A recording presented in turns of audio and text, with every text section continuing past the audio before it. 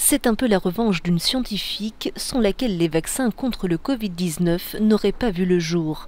La persévérance, voire l'obsession de Katalin Karikó pour l'ARN messager lui aura pourtant coûté un poste dans une prestigieuse université américaine, mais les travaux menés depuis près de 3 décennies par la biochimiste hongroise, convaincue du rôle de l'ARN messager dans le traitement de certaines maladies, ont pourtant ouvert la voie aux vaccins élaborés par Moderna et Pfizer-BioNTech.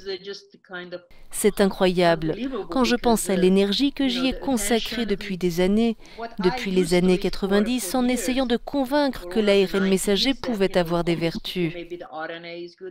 Faute d'obtenir des bourses de recherche, Katalin Karikó s'est pourtant vue rétrogradée à l'université de Pennsylvanie.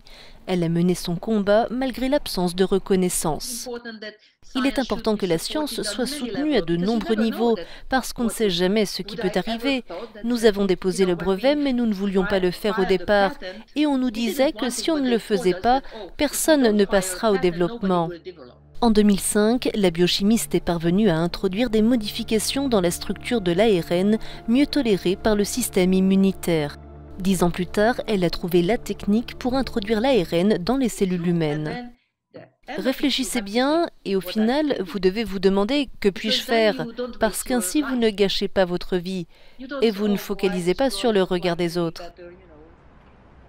Ces innovations ont été déterminantes dans le développement des vaccins contre le Covid-19 élaborés par Moderna et par les laboratoires Pfizer et BioNTech. Une firme allemande au sein de laquelle Katalin Karikó occupe aujourd'hui un poste à responsabilité.